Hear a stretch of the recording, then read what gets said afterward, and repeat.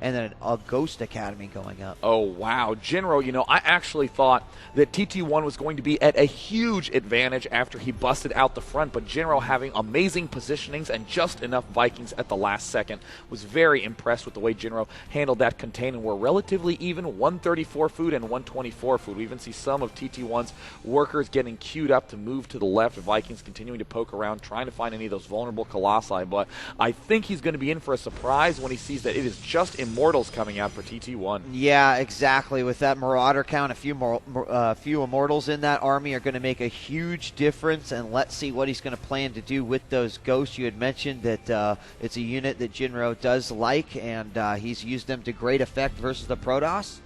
And here's the move in with the probe. He's going to find the gold expansion, and TT1 goes, wait a minute, and is going to be gearing up to do a big push. And it looks like Jinro is splitting up his units a little bit, so it could be a great arc for Jinro. Amazingly good arc for Jinro, but there are some great force fields. Those Immortals are now darting to the front. There's no more Colossi on the field, and it looks like Jinro is doing a ton of damage from all sides. Oh my god, workers coming into the fray. How does Jinro have that many units? That arc was gigantic, and is now pushing back. The Immortals were not enough.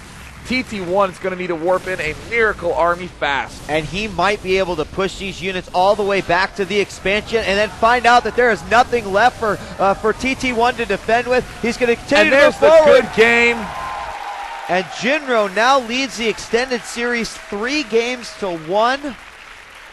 And with his first win in the grand finals. I really thought TT1 was going to win that game. I mean, he had like a 40 food lead during the contain, but when he busted out, they were so even. And then when TT1 took that expansion, I was almost certain he was going to be sprinting to a 2-2 final. But Jinro, just playing very, very smart after he lost that contain, immediately geared up with defensive play at his front. And we'll be finding out from our player, TT1, what his map selection will be, and he's going with steps. Steps of war. We've seen the 3-gate and the 4-gate contains coming out of TT1. We've seen the early pressure that even forced Jinro to make a bunker at his own ramp. He is choosing steps of war, an extremely small map, and I do think that that will attune well to the style we've seen in the recent games. All right, well, we're getting everyone into the second game here as Jinro does lead the series 3-1, excuse me. We're going to get Jinro added as well, and we will go right into the next game here of the grand finals at the MLG 2010 National Championships. Just absolutely love that StarCraft 2 is on the circuit here for MLG, and the great support of all the fans and all the players that have come out just make it that much better. Here we go, bringing Jinro into the game, and we will get started here as soon as the players are ready to rock and roll. And it looks like Jinro will be playing Terran. He was initially random, but decided to go back to the race that he has only played. And both players are ready. We are starting Game 2 of the Grand Finals. Jinro is up 3-1. And if you would like LiquidJinro to close it out with this game, give a cheer for LiquidJinro. And if you would like TT1 to plug in that life support, bring a few games back, and come out of the coma to win MLG, let me hear it for TT1. And it should be, you know, this is game point for Jinro. So even though it is TT1's map choice, Jinro has like an amazing amount of freedom right here. He's a couple games ahead. He knows that he can make a mistake if he needs to. Of course, no player is going in like, yeah, I'm going to make some mistakes. It'll be cool because I got another map I can play. No, but just having that comfort level is really, really nice in a tournament setting. Absolutely. All Jinro needs to think is that this is a regular practice game to play just like he does at home, except that this one is for $6,000. Sure.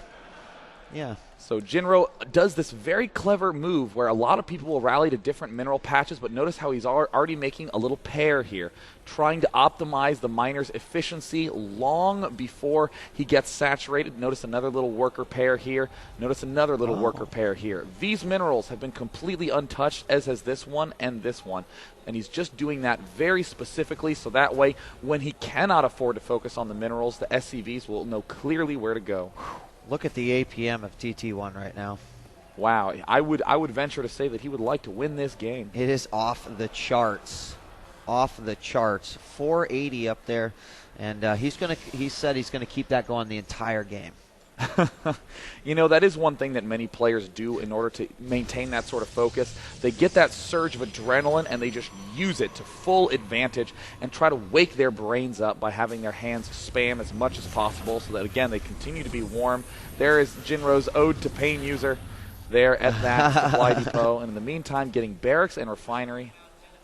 We've got the first scouting workers going out right now, and they will meet in the middle along with that Ursadat calf. And, oh, it looks like Probe's going to actually come back around. Doesn't want Jinro to come in, and he must have, I don't know, he must have just A-moved over there or something. He wanted to really get a hit off on that SCV. Moving on forward now, see the orbital coming up. Of course, the gateway is about ready to complete. And one thing that's been really cool about TTOne is I really like how you had mentioned his building placement, where he decides to put everything. Once again, cybernetics core in the back, giving him a little bit more vision. Also, less surface area for any drops to actually happen back there too.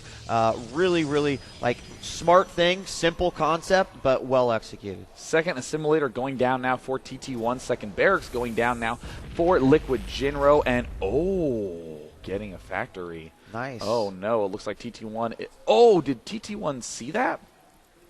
Maybe he thought he saw it. Jinro thought maybe he had seen it. Or maybe Jinro just decided that's not what I want to do. Yeah, I'm at a loss for words. I guess Jinro didn't not think TT1 wouldn't see that. So went ahead and canceled. That had to have been his logic. So either way, there's the Zealot and the Sentry popping out right now. TT1, interesting choice to get a Sentry. Almost always we've seen him get Stalkers. And he could use that sentry in a lot of different scenarios here. Of course, he does like to go after those contains on his opponent, get the advantage, and push forward when he is comfortable doing so. Factory is about to complete, and we'll see what Jinro's master plan is with that. He's going to instantly, well, he lifts it, and it looked like he was going to put his starport down, but decided to go ahead and go with the supply depot first. We'll see what comes up next. Well, I'm really at a loss for words at this point. I guess Jinro's going to do the cross-map factory scout. More than likely he was intending on landing this, but no. We do see the starport going down for Jinro. He's probably gearing up to do the same one-base style push we saw him do against Pain User that was so effective, but very interesting to see him build this factory over here initially. He's floated it over, not doing anything with it quite yet, so we'll keep an eye on that. Of course, TT1 with this little patented little army that he gets, and you'll just see this grow exponentially like a bunch of gremlins in a pot of water just poured on them. All of a sudden, he'll just have 1 million units and try to push out with them. Very, very interesting the way that he plays. The bunker is up at the front. Starport is going to switch on over to the tech lab. See what comes out here as the first Marines also hitting, and there is the Cloak and the Banshee. Cloak Banshee coming up. First time for LiquidJinro, but on this map, notice that there's all this space back here where a Banshee can pop up, hit the natural, and then retreat again, but it looks like TT1 is getting warp gates, and there's the robotics facility coming out, so his observer will be out in more than enough time, and even planting pylons up at this top, or even scouting here. Very, very smart.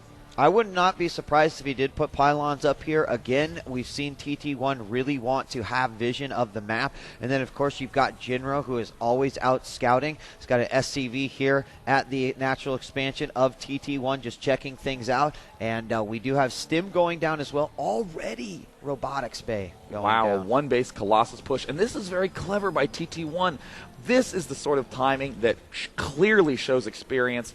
A lot of times players will take that first observer and just send it cross-map, but here you always want to keep your observer, your first one at least, with your main army, because it is the worst feeling in the world to get to his base and go, oh, he could make Cloak Banshees, and then in your mineral line is a Cloak Banshee. Right, yeah, and they are very, very slow, so you've got to be careful, just as Day said, to make sure that you've got good management of those observers. You never want to lose them on the map because they're really hard to find. And here we go. We've got a Banshee coming in through the back. Cloak is finished, but as you can see, that observer is right there. He'll actually move out of the way just a little bit, start working on these probes. There's 2 probe kills down. There's going to be a third, and oh no, Jinro does manage to get spotted. He will be able to escape with the Banshee in time. TT1 could have controlled that a little bit better, but there is a Colossus coming out right now. More Stalkers, but with every little bit of gas spent on a Stalker, that's less gas for that essential thermal lance upgrade. A Raven comes out as well. We've seen Jinro do this before. Also helps if that Observer comes over and tries to pick anything off. This Banshee now going to sneak around to the expansion. Oh, look at this SCV that was scouting there. He's just going to pair him up right there, and he's going to go right past them. Don't know if he even got vision of... Oh, no, he doesn't have vision of him moving out right now. So there may be a nice little surprise knocking on the door of LiquidJinro here in just a moment. Oh, Jinro just got stimmed, but hello, SCV. Huge army invading right now. TT1 is leaving some of those units behind, but this is the all-in play that he clearly planned to do for this win. And here comes the Zealot streaming in the front. Very nice. There is the Guardian Shield, and amazing force fields get thrown down. That Banshee is trying to do as much damage as possible. This Colossus has annihilated everything. It is just Stalkers and one auto turret, and he is pulling back. He doesn't have the Observer in the rest of that army. He is desperately trying to get the obs up there as fast as he can, retreating, but it looks like both these Banshees are really low on energy, and they are already taking some hits. If this Observer does get there, that could be terrible for Jinro. Yeah, he was almost able to take out that Colossus, but he did hold it off, surprisingly enough. Not left with a whole lot of units today. A Marauder, a couple of Marines. Of course, he's got a Raven out again, unless that's the same one. Not sure. I thought he had taken out. And then a couple of Banshees, but this push, number 2, just might be too much. He is now moving in with the Zealots. There is one sentry there. He's advancing forward. It looks like he's doing a good amount of damage, but there's the mass repair on those Banshees. He's trying to target fire him, but he is losing a lot of units. There's only one Marauder in this force, but TT1 will be forced to pull back again, and wow, Jinro even pulling everything off mining.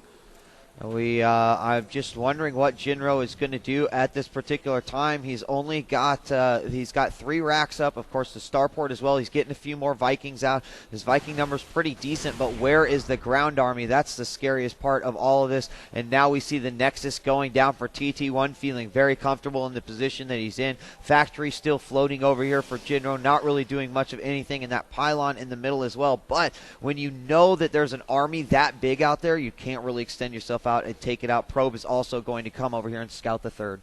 A big theme we've seen so many times in TT1's game is some huge attack or some huge pressure immediately followed by pulling back and expanding. We saw him do it with the 4 or 3 warp gate, and now with this absolutely zany 1 Colossus no range rush against the Terran opponent, and TT1 is playing this off marvelously and might be going in for kill attempt number 3. And here we go. Zealots put out up front.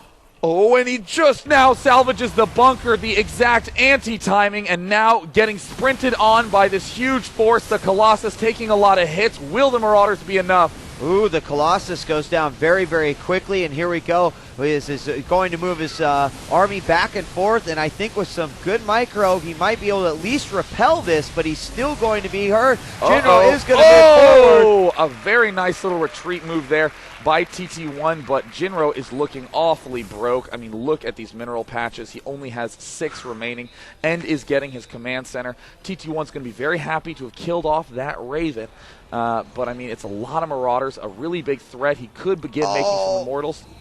Oh, what was the... Oh, he's going to land his factory right in the middle factory. of...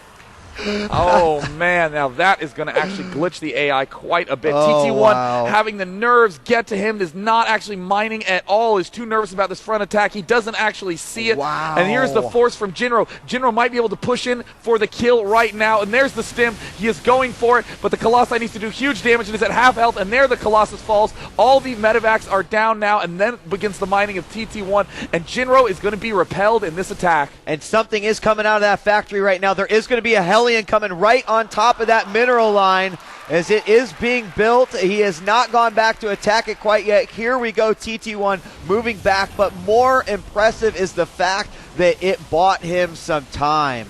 Yeah, and this is an extremely even game. TT1 is ahead with 80 food to Jinro's 70, and Jinro has a very, very limited army. It is just Marauders at this point, and he is about to mine out from his main, so he's going to have a hard time getting too many additional unit-producing structures. Jinro trying to move to the edge to pick off that geyser, and it looks like he is loading up for a drop attempt. Yep, he's going to move his... There's lag in the game right now. We will be, DJ Wheat. Stegs it. No, wait.